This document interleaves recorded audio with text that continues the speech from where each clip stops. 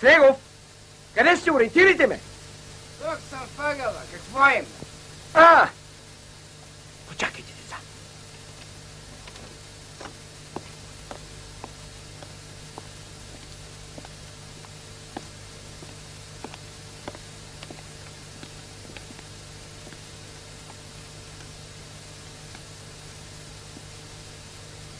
Какво е това, Снегов? Вие ме шокирате. Я свалете ръката веднага. Свалете си ръката. Виждате ли, че по независещи от мен причини я държа така. Цял живот съм го мратил това движение. Я дигнете другата ръка. Дигайте. Браво! Ето така вече ми приличате на гимнастик. Здравейте!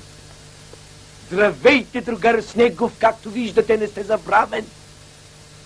Деца!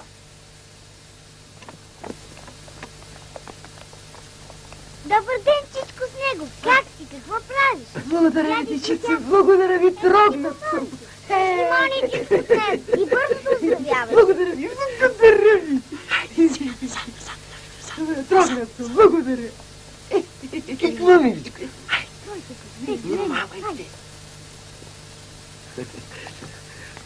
Драги Снегов, тук е топло, нали? Да, разбира се. А нас се чака зима, нали? Пак ли почват? Чуйте ги, път после ще говорим. Зима живота е живот без топлина. Зима мечта е само топлата вода. Оне, и да загинем, май ще бъде по-добре.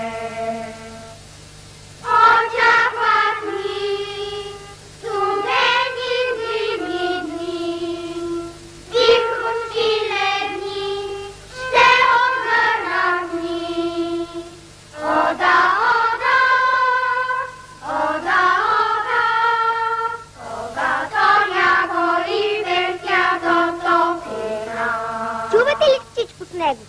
Родени сме от слънцедонната земя. Родени сме от обич и от топлина. О, не греши, вземи писалка и веднага подпиши. Чий е текстът? Мой. Емоционален е. Благодаря ви. Еди. Подпишете бе, Чичко Снегов.